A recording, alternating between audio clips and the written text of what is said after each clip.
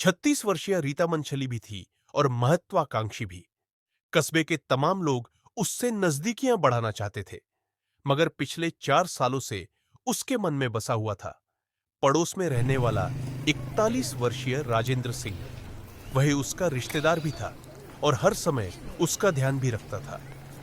Hello दोस्तों, नमस्कार।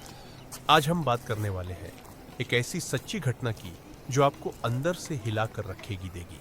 चलिए शुरू करते हैं। मैं आपका अपना अभी सिंह। अगर चैनल पर नए आए हैं तो सब्सक्राइब जरूर कर ले।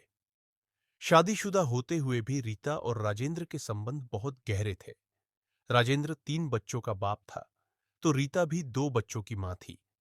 राजेंद्र और रीता का पति मनोज दोनों ईंट भट्ठे पर काम करते थे। वहीं पर दोनों के बीच नजदीकियां बनी थी। राजेंद्र व रीता के संबंधों की जानकारी रीता के पति मनोज को भी थी और कस्बे के लोगों को भी। इस बाबत रीता के पति मनोज ने दोनों को समझाने का काफी प्रयास भी किया था, मगर न तो रीता मानी और न ही राजेंद्र। उन दोनों का आपस में मिलना जुलना चलता रहा। दोनों का लगाव इस स्थिति तक पहुंच गया था कि दोनों एक दूसरे के बगैर नहीं रह सकते थे। इसी दौरान 16 मार्च 2021 को रीता गायब हो गई। उसके पति मनोज ने उसे सभी संभावित जगहों पर ढूंढा। वह नहीं मिली तो वह झबरेड़ा थाने जा पहुंचा। थाना प्रभारी रविंद्र कुमार को उसने बताया, साहब, कल मेरी पत्नी रीता काम से अपनी सहेली हुस्न जहां के साथ बैंक गई थी, लेकिन आज तक वापस नहीं लौटी है। मैं उसे आसपास वो अपनी सभी रिश्तेदारियों में जाकर तलाश कर चुका हूं, मगर उसका कुछ पता नहीं चल सका। थाना प्रभारी रविंद्र कुमार ने रीता की बाबत मनोज से कुछ जानकारी ली, साथ ही उसका मोबाइल नंबर भी नोट कर लिया। पुलिस ने रीता की गुमशुदगी दर्ज कर मनोज को घर भेज दिया।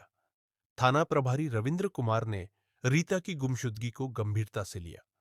उन्होंने रीता के मोबाइल नंबर की कॉल डिटेल्स निकलवाई और इस प्रकरण की जांच थाने के तेज तर्रार थानेदार संजय नेगी को सौंप दी।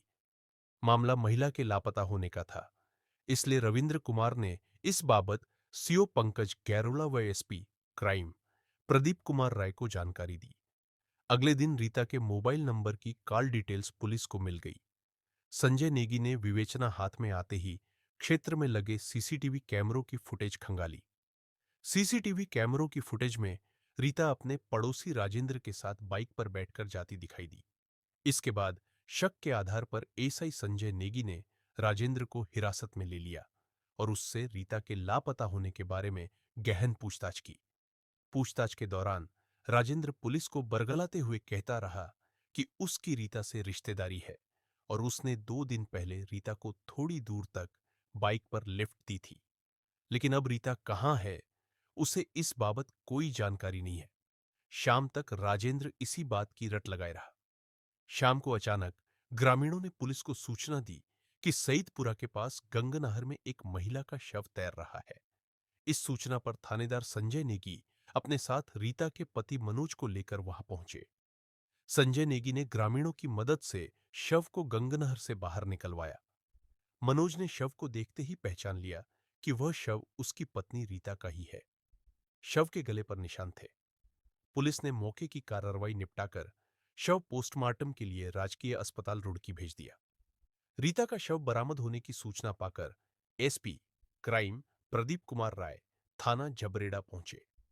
राय ने जब राजेंद्र से पूछताछ की तो वह अपने को बेगुनाह बताने लगा। राय व थाना प्रभारी रविंद्र कुमार ने जब सख्ती से राजेंद्र से पूछताछ की तो वह टूट गया। उसने रीता की हत्या करना स्वीकार कर लिया और उससे पिछले कई सालों से चल रहे आंतरिक संबंधों को भी कबूल कर लिया।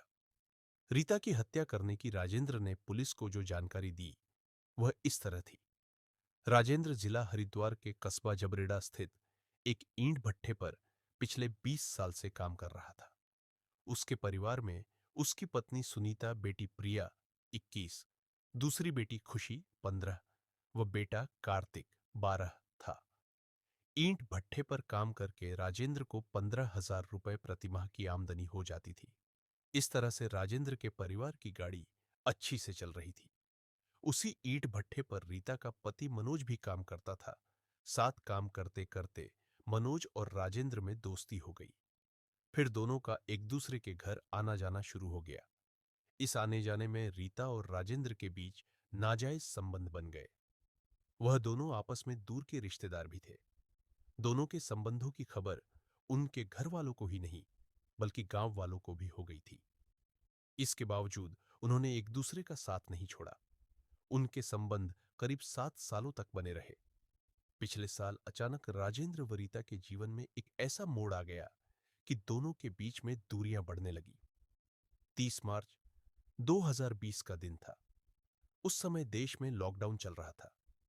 उस दिन जब राजेंद्र से रीता मिली तो उसने राजेंद्र के सामने शर्त रखी कि वह उसके साथ शादी करके अलग घर में रहना चाहती है। रीता की बात सुनकर राजेंद्र सन्न रह गया। उसने रीता को समझाया कि अब इस उम्र में यह सब करना हम दोनों के लिए ठीक नहीं होगा, क्योंकि हम दोनों पहले से ही शादीशुदा व बड़े बच्चों वाले हैं।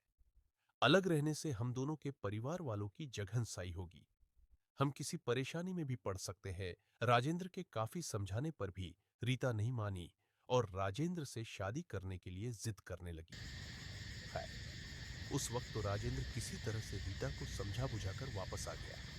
इसके बाद उसने रीता से दूरी बनानी शुरू कर दी। उसने उसका मोबाइल अटेंड करना कम कर दिया और उससे कन्नी काटने लगा। अपनी उपेक्षा से आहत रीता घायल शेरनी की तरह क्रोधित हो गई। उसने मन ही मन में राजेंद्र से बदला लेने का निश्चय कर लिया। उस दौरान राजेंद्र अपनी बड़ी बेटी प्रिया की शादी के लिए वर की तलाश में था। राजेंद्र अपनी बिरादरी के लोगों से शादी के लिए प्रिया के संबंध में बात करता रहता था। जब इस बात का पता रीता को चला कि राजेंद्र अपनी बेटी के लिए लड़का तलाश रहा है, तो उसने राजेंद्र की बेटी की शादी में अड़ंगा लगाने का निश्चय किया। इसके बाद जो भी लोग प्रिया को शादी के लिए देखने आते, रीता उन लोगों से संपर्क करती और उन्हें बताती कि राजेंद्र की बेटी प्रिया का किसी से चक्कर चल रहा है। रीता के मुंह से यह सुनकर राजेंद्र की बेटी से शादी करने वाले लोग शादी का विचार बदल देते थे। इस तरह रीता ने प्रिया से शादी करने वाले 2 परिवारों को झूठी व भ्रामक जानकारी देकर प्रिया के रिश्ते तोड़वा दिए थे। जब इस बात की जानकारी राजेंद्र को हुई तो वह तिल मिलाकर रह गया। धीरे धीरे समय बीतता गया। वह 28 फरवरी 2021 का दिन था। उस दिन अचानक एक ऐसी घटना घट गई जिससे राजेंद्र तड़प उठा और उसने रीता की हत्या करने की योजना बना डाली। हुआ यूं कि 28 फरवरी 2021 को कस्बे में रविदास जयंती मनाई जा रही थी। उस समय राजेंद्र की छोटी बेटी खुशी ट्यूशन पढ़कर वापस घर जा रही थी। तभी रास्ते में उसे रीता का बेटा सौरभ खड़ा दिखाई दिया। खुशी कुछ समझ पाती इससे पहले ही सौरभ ने खुशी के साथ अश्लील हरकतें करनी शुरू कर दी। इस पर खुशी ने शोर मचा दिया। खुशी के शोर मचाने पर सौरभ वहां से भाग गया। खुशी ने घर आकर इस छेड़खानी की जानकारी अपने पिता राजेंद्र को दी। इसके बाद राजेंद्र ने रीता को रास्ते से हटाने की योजना बनाई। राजेंद्र रीता की हत्या का ताना बाना बुनने लगा। दूसरी ओर रीता राजेंद्र के इस खतरनाक इरादे से बेखबर थी। योजना के तहत राजेंद्र ने 15 मार्च 2021 को रीता को फोन करके कहा कि वह उसे 20,000 रुपए देना चाहता है। इसके लिए उसे मंगलौर आकर मिलना पड़ेगा। उसकी इस बात पर लालची रीता राजी हो गई। 16 मार्च को रीता उसके साथ बाइक पर बैठकर मंगलौर के लिए चल पड़ी। जब दोनों सईदपुरा की गंगनहर पटरी पर पहुंचे तो राजेंद्र ने बाइक रोककर रीता से कहा, मैं तुम्हें सरप्राइज देकर 20,000 रुपए देना चाहता हूं। तुम जरा मुंह दूसरी ओर घुमा लो। जैसे ही रीता ने मुंह दूसरी ओर घुमाया तो राजेंद्र ने रीता के गले में लिपटी चुन्नी से उसका गला घोंट दिया। रीता की हत्या के सबूत मिटाने के लिए उसने उसका मोबाइल व चुन्नी गंगनहर के पानी में फेंक दिए। फिर वह बाइक से अपने घर लौट आया। पुलिस ने राजेंद्र के बयान दर्ज कर लिए और इस प्रकरण में उसके खुलासे के बाद इस मुकदमे में धारा 302 व 201 बढ़ा दी। एसआई संजय नेगी ने अभियुक्त की निशानदेही पर गंगनहर की पटरी से सही झाड़ियों में फंसी रीता की चुन्नी बरामद कर ली।